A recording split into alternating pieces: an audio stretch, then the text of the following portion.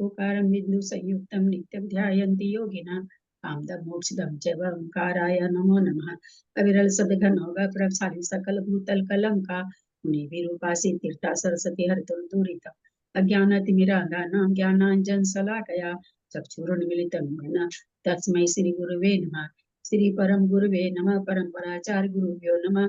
सकल कलुष विध्वसकं श्रेषां परिवर्तकं धर्म संबंधकं भवि जीवमन प्रतिबोधकारकं पुण्य प्रकाशक पापनाशम इदं शास्त्रं श्री आदि पुराण ग्रंथराज नामधेयम् अस्य मूल ग्रंथकर्तारः श्री सर्वज्ञ देवास्तव उत्तर ग्रंथकर्तारः श्री गंधर देवा प्रतिगंधर देवा तेषां वचन सारता महासाध्य श्रीमत रवि जिनसेनाचार्येण विरचितमिदं शास्त्रम् श्रोतारः सावधानतया शृण्वन्तु। मंगलम भगवान वीरो मंगलम गौतम गणि मंगलम कुंद कुंदादो जैन धर्मोस्तु मंगलम सर्वमंगल मांगल्यम सर्वकल्याण कारकम प्रधानम सर्वधर्माणां जैनम जयतु शासनम जैनम जयतु शासनम जैनम जयतु शासनम सरस्वती नमस्तुभ्यं वरदे कामरूपिणि विद्यारंभं करिष्यामि सिद्धिर्भवतु मे सदा। वात्संग जिनवानी माता की जय। परम मांगलिक ग्रंथ आदि पुराण ग्रंथराज की जय। जिनसेन आचार्य की जय। पन्नालाल जी साहित्यकार की जय। पढ़ाई दीप में विराजमान सभी आचार्य उपाध्याय सर्व साधु के चरणों में नमोस्तु नमोस्तु नमोस्तु। सभी आरिका माता जी के चरणों में वंदामी वंदामी वंदामी। सभी छुल्लक छुल्लिका एलक के चरणों में इच्छामी इच्छामी इच्छामी। सभी प्रतिमाधारी के चरणों में वंदना वंदना वंदना। रूप में विराजमान प्रतिमाधारी को वंदना। बड़े जनों का सादर चरण स्पर्श सभी से सादर जय श्री। श्रीमते सकल ज्ञान साम्राज्य पदमी से धर्म चक्र वृत्ते भर्त्रे नमः संसार भीम से। बोलो आदिनाथ भगवान की जय।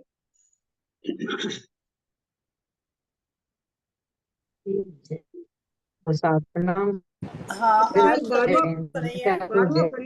एक मिनट शर्मिला जी नहीं है इसलिए अगर पढ़ना है ना भाभी तो पढ़ उमराव जी का नंबर है और आप पेज नंबर 268 से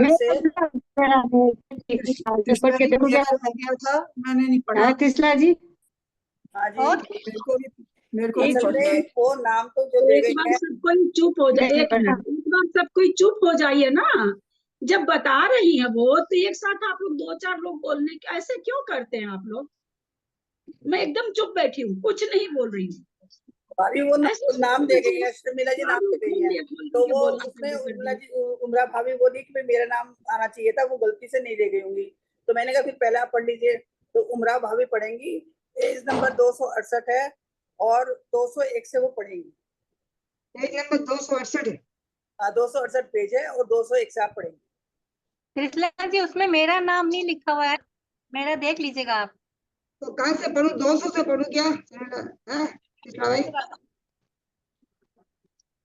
268 में 200 से पढ़ूं क्या। अरे भाभी पढ़ लीजिए ना एक बेसी पढ़ लेंगी तो क्या फर्क पड़ जाएगा बोलिए ना। हाँ उससे कोई फर्क पड़ता है कि आप लोग ऐसे 201 202 नहीं कराते। एक बड़े आश्चर्य की बात थी कि बिना बजाने वाली कितनी ही देवियां अपने हस्तलिपि पलवों से बिना की लकड़ी को साफ करती हुई देखने वालों के मन रूपी वृक्षों को फलवित अर्थात पलवों से युक्त कर रही थी। पक्ष में हर्षित अथवा श्रृंगार रस से सहित कर रही थी। भावार्थ उन देवनाओं के हाथ पलवों के समान थे। बिना बजाते समय उनके हाथ रूपी पल्लव बिना की लकड़ी अथवा उसके तारों पर पड़ते थे जिससे वह बिना पल्लवित अर्थात नवीन पत्तों से व्याप्त हुई सी जान पड़ती थी। परंतु आचार्यों ने यहाँ पर बिना को पल्लवित न बताकर देखने वालों के मन रूपी वृक्षों को पल्लवित बतलाया है जिससे विरोध मूलक अलंकार प्रकट हो गया है। परंतु पल्लवित शब्द का हर्षित अथवा श्रृंगार रस से सहित आवाज नहीं आ रही सबको आ रही क्या मुझे ही नहीं आ रही। नहीं, क्लियर नहीं आ रही है, आवाज क्लियर नहीं आ रही इनकी। कुछ समझ मुझे तो बिल्कुल भी नहीं आ रही है, नहीं। बहुत हल्की आवाज आ रही है। आवाज नहीं आ रही है क्या? समझ में नहीं आ रहा। बदल देने पर वह विरोध दूर हो जाता है। संक्षेप में भाव यह है कि बिना बजाते समय उन देवियों के हाथों की सुंदरता और बजाने की कुशलता आदि देखकर दर्शक पुरुषों का मन हर्षित हो जाता था। कितनी ही देवियां संगीत के समय गंभीर शब्द करने वाली वीणाओं को हाथ की अंगुलियों से बजाती हुई गा रही थी। उन देवियों के हाथ की अंगुलियों से तारित हुई वीणाएं मनोहर शब्द कर रही थी। सो ठीक ही है, वीणा का यह एक आश्चर्यकारी गुण है कि तारने से ही वश होती है। उन द्वारों के को आठ तारीख को वो क्लास है वो भावना योग वाली 8 बजे से। आवाज नहीं आ रही है क्या? द्वारा बसा हुआ अभी नहीं बने सुरभि, ना दादी ना नानी। करी मानो वीणाओं के तुम्बे उनके कठिन मंडल से आ लगे थे। भावार्थ ये बीच में कौन बोल रहा है भैया? म्यूट हो जाए, बीच में बड़ी आवाज आ रही है, म्यूट हो जाइए भैया। म्यूट कर लिया आप लोग, वही तो होता है ना, और बोलने लग जाते हैं, आवाज नहीं आ रही। आवाज खोल के आप लोग रखोगे तो आवाज कैसे आएगी? उमरा भाभी खोल लीजिए, मैंने म्यूट किया सबको, कोई म्यूट भी नहीं करता बोलने पर, बोलते रहते लोग, बोलते रहते, म्यूट ही नहीं करते लोग। कितने ही देवियां मृदंग बजाते समय अपनी भुजाएं ऊपर उठाती थी, जिससे वे ऐसी मालूम होती थी मानो उस कला कौशल के विषय में अपनी प्रशंसा ही करना चाहती हो। उस समय उन बजाने वाली देवियों के हाथ के स्पर्श से मृदंग गंभीर शब्द कर रहे थे, जिससे ऐसे जान पड़ते थे मानो ऊंचे शब्द से उन बजाने वाली देवियों के कला कौशल को ही प्रकट कर रहे हो। उन देवियों के हाथ से बार बार तारित हुए मृदंग मानो यही ध्वनि कर रहे थे कि देखो, हम लोग वास्तव में मृदंग अर्थात मिट्टी के अंग मिट्टी से बने हुए नहीं हैं, किंतु स्वर्ण के बने हुए। भावार्थ मृदंग शब्द रूढ़ि से ही मृदंग वाद के अर्थ को प्रकट करता है। उस समय पन्नव आदि देवों के बाजे बड़ी गंभीर ध्वनि से बज रहे थे, मानो लोगों से ही कह रहे थे कि हम लोग सदा सुंदर शब्द ही करते हैं, बुरे शब्द कभी नहीं करते, और इसलिए बड़े परिश्रम से बजाने योग्य हैं। प्रातः काल के समय कितनी ही देवियां बड़े बड़े शंख बजा रही थी, और वे ऐसे मालूम होते थे मानो उन देवियों के हाथों से होने वाली पीड़ा को सहन करने के लिए असमर्थ होकर ही चिल्ला रहे हो। प्रातः काल में माता को जगाने के लिए जो ऊंची ताल के साथ बाजे बज रहे थे, उनके साथ कितनी ही देवियां मनोहर और गंभीर रूप से मंगल गान गाती थी।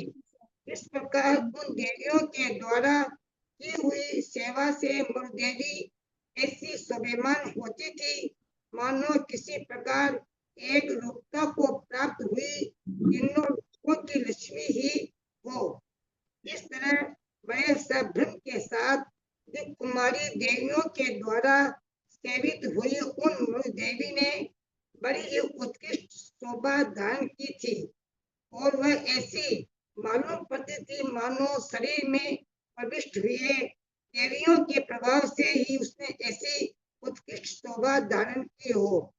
अथानंतर 9वां महीना निकट आने पर वे देवियां नीचे लिखे अनुसार विशिष्ट विशिष्ट काव्य गोष्ठियों के द्वारा बड़े आदर के साथ गर्भिणी मरुदेवी को पसंद करने लगी, जिनमें अर्थ गूढ़ है, क्रिया गूढ़ है, 5 श्लोक का चौथा हिस्सा गूढ़ है, अथवा जिनमें बिंदु छूटा हुआ है, मात्रा छुटी हुई या अक्षर छूटा हुआ है। ऐसे कितने ही श्लोकों से तथा कितने ही प्रकार के अन्य श्लोकों से वे देवियां उस देवी को पसंद करती थी। वे देवियां कहने लगी कि हे माता, क्या तुमने इस संसार में एक चंद्रमा को ही कोमल दुर्बल देखा है, जो इसके समस्त कला रूपी धन को जबरदस्ती छीन रही हो। भावार्थ, इस श्लोक में ब्याज स्तुति अलंकार है, अर्थात निंदा के स्तर से देवी की स्तुति की गई है। देवियों के कहने का अभिप्राय यह है कि आपके मुख की कांति जैसे जैसे बढ़ती जाती है, वैसे वैसे ही चंद्रमा की कांति घटती जाती है। अर्थात आपके कांतिमान मुख के सामने चंद्रमा कांति रहित मालूम होने लगा है। इससे जान पड़ता है कि आपने चंद्रमा को दुर्बल समझकर उसके कला रूपी समस्त धन का अपहरण कर लिया।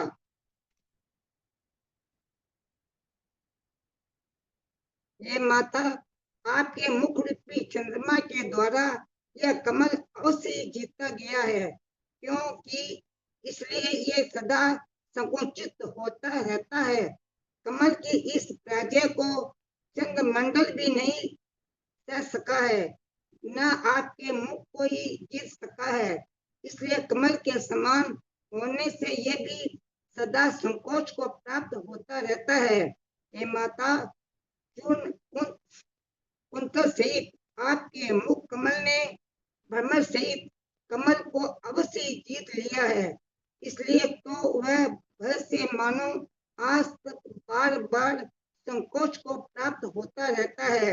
हे माता, यह भ्रमर तुम्हारे मुख को कमल समझ बार बार सम्मुख आकर इसे सूंघते हैं और संकुचित होने वाली कमल से अपने मन आदि की शंका करते हुए फिर कभी उसके सम्मुख नहीं जाते हैं। भावार्थ, आपका मुख कमल सदा प्रफुल्लित रहता है। कमलनी का कमल रात के समय निमिलित हो जाता है। कमल के निमिलित होने से भ्रमण को हमेशा उसमें बंद होकर मरने का भय बना रहता है। आज उस भ्रमण को सुगंध ग्रहण करने के लिए सदा प्रफुल्लित रहने वाला आपका मुख कमल रूपी निर्वात स्थान मिल गया है। इसलिए अब यह लौट कर कमलनी के पास नहीं जाता है।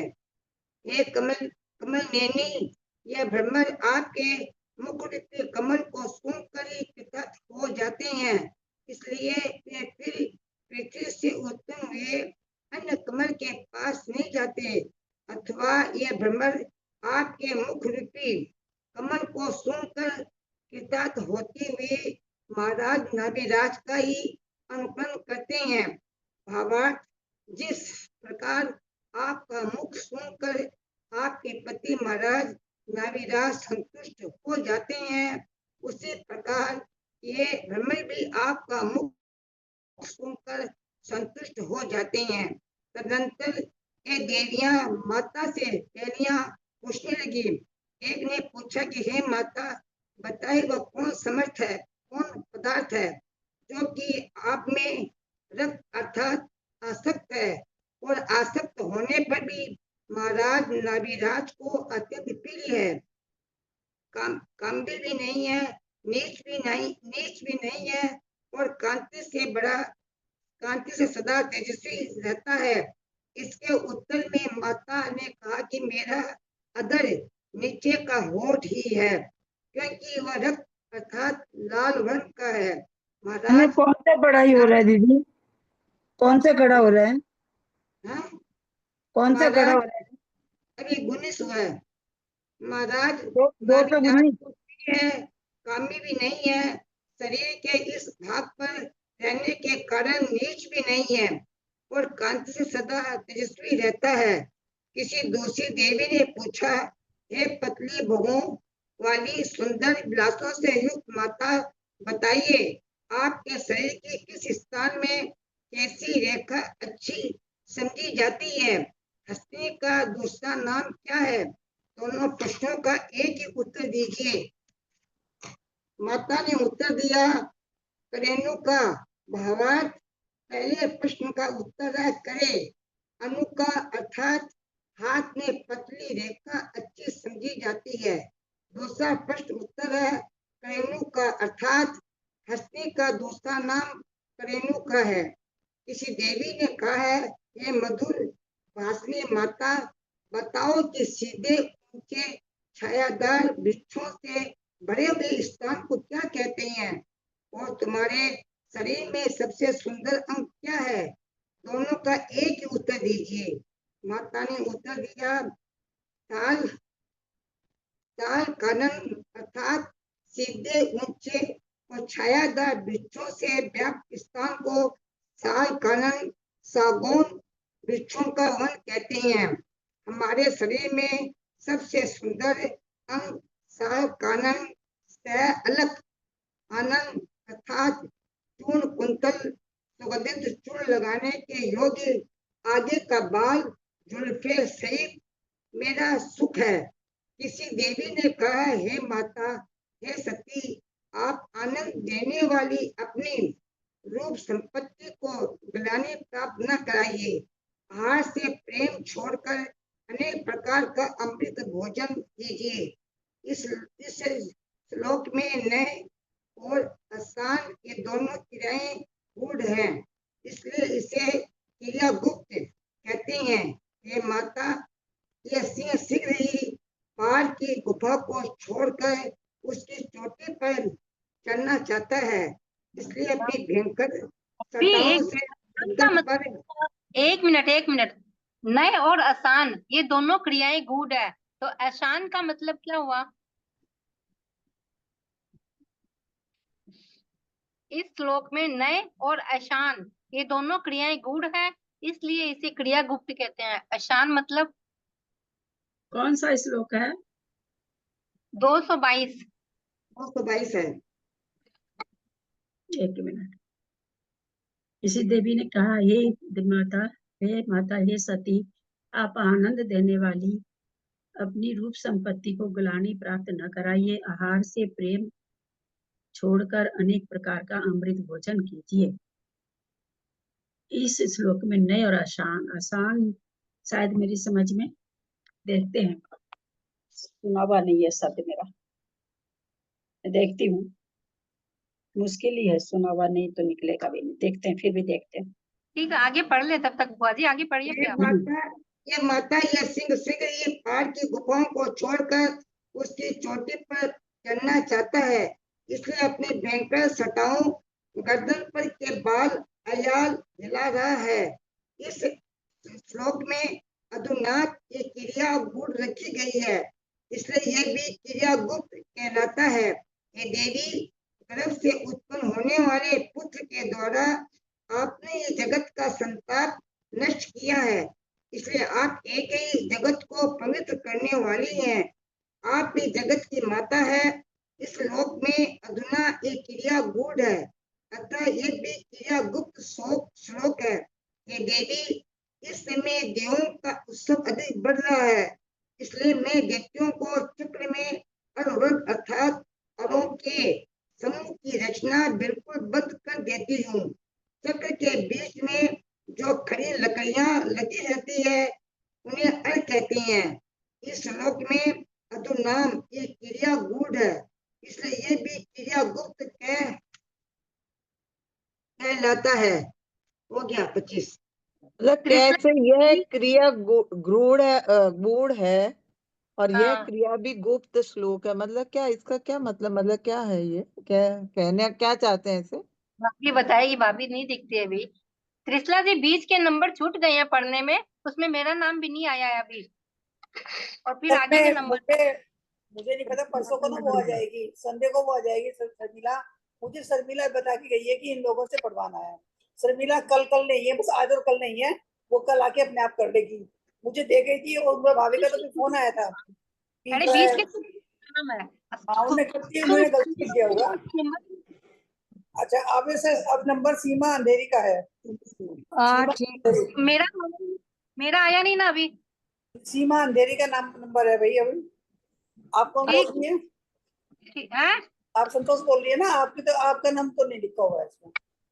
इसमें हाँ तो मैं संतोष बोल रही हूँ। सीमा अंधेरी का लिखा हुआ है। सीमा अंधेरी है कि नहीं? तो हाँ आगे है। हाँ, तो आंटी अब हूँ आप, मैं। अच्छा तो मैं आप पढ़ूं? पढ़िए। वो तो पढ़ूं? मोबाइल में लिख जाती हैं, सब नाम लिख जाती हैं, फिर काहे की टेंशन है, मेरा नहीं आया, मेरा नहीं आया, बस।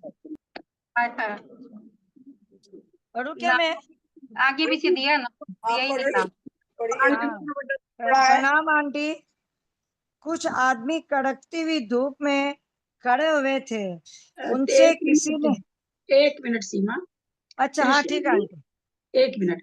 त्रिशला जी, ये नाम की जो लिस्ट है, मैंने पहले भी कही थी कि स्टूडेंट ग्रुप में डाल दिया करो। मैं तो पुकारने, एक मिनट पहले पूरा सुन लीजिए, आप बीच में नहीं बोलिए। और मैंने यहाँ तक भी कह दिया था कि कोई पुकारेगा नहीं नाम। ये बात भी मैंने एक दिन, बहुत 2-3 दिन शुरू शुरू में मैंने ये चीज दोहराई थी। फिर ठीक है, चलो चल रहा है जैसे चल रहा है। अब उसके बाद मतलब ऐसा, मतलब जब आप लोग नाम भेज देते हैं तो फिर क्लास के अंदर इतना मत करा करिए। आप लोग क्लास को चलने दिया कीजिए, है ना। 10-15 मिनट रोज इसमें खत्म हो जाता है। मेरा नाम नहीं आया, मेरा पहले आना था, मेरा वो होना था। क्या फर्क पड़ता है, हमको जवाब दीजिए। इतना आप पढ़िए ना भाई। मैं भी तो रोज पढ़ रही हूँ ना, मेरा भी तो नियम लिया हुआ है। मैं भी रोज पढ़ रही हूँ ना, ऐसा थोड़ी कि मैं नहीं पढ़ रही हूँ। मैं भी तो पढ़ ही रही हूँ ना। तो मतलब जोर से पढ़ने का या वीडियो बनने का इतना क्यों क्रेज होना। अगर किसी कारण से उससे नाम छूट गया है, हो गया होगा, इंसान है, वो भी करती है तो हो जाता है। जो काम करता है गलती उसी से होती है। तो ये सब चीज नहीं होना चाहिए। दूसरा, अभी और कोई भी ऑब्जेक्शन किया, किसी की आवाज आ रही थी, भाई मेरा है, मेरा नाम आना चाहिए था, नहीं। ये सब आप लोगों से बहुत विनय पूर्वक कहते हैं, स्टूडेंट ग्रुप में नाम भेज दीजिए। अगर किसी का छूट गया है, क्लास खत्म हो जाती है, बिल्कुल आप कंप्लेन करिए कि भाई मेरा नाम आना था, आया नहीं, दूसरे दिन दे दिया जाएगा। हम आज तक नहीं समझे कि पढ़ने के लिए आप भी जोर जोर से पढ़िए ना, अपने को म्यूट करके खुद जोर जोर से पढ़िए। कहाँ कोई मना करता, जोर से भी पढ़ना है तो आपको दूसरे को थोड़ी सुनाना है। सुनना तो हमको है ना शास्त्र जी। तो थोड़ा सा ऐसी, इस तरह का मेरा सबसे विनय पूर्वक कहना कि होता है, छूट गया होगा किसी का, कोई आदमी बाहर भीतर जाता रहता है, हड़बड़ में रहता, नहीं ध्यान जाता कई बार, तो गलतियां हो सकती कि हो जाए। उस चीज को क्लास के बाद में बैठ करके अपन कर ले, चलती हुई क्लास में, रिकॉर्डिंग के बीच में। मुझे लगता है इतनी बात नहीं होनी चाहिए। आज की मैं रिकॉर्डिंग भेजूंगी नहीं, बहुत से लोग सुनते हैं तो सुने। मैं क्या करूंगी, आज की रिकॉर्डिंग खत्म कर रही हूँ, क्योंकि मैं बहुत बोली हूँ, फिर वो सारा रिकॉर्डिंग में आता। मैं बहुत बार आप लोग को समझा चुकी हूँ, बहुत बार। अब बहुत बोलते हैं हम लोग, सभी बोलते हैं, किसका नाम नहीं लूं मैं, अब किसका लूं। तो बाकी अगर आप लोग को है कि नहीं, हम लोग को तो अपनी क्लास का यही करना है, हम तो ऐसे ही बोलेंगे, तो ठीक है, बोलिए।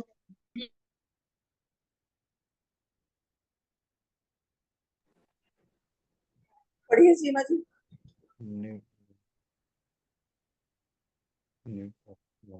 हाँ बोलूं मैं आप? हाँ हाँ, हाँ। प्रणाम आंटी। कुछ आदमी कड़कती हुई धूप में खड़े हुए थे। उनसे किसी ने कहा कि ये तुम्हारे सामने घनी छाया वाला बड़ा भारी वट वृक्ष खड़ा है। ऐसा कहने पर भी उनमें से कोई भी वहां नहीं गया। हे माता, कहिए ये कैसा आश्चर्य है। उसके ऊपर में माता ने कहा कि इस श्लोक में जो वटवृक्ष शब्द है, उसकी संधि वटो प्लस वृक्ष इस प्रकार तोड़ना चाहिए और उसका अर्थ ऐसा करना चाहिए कि रे लड़के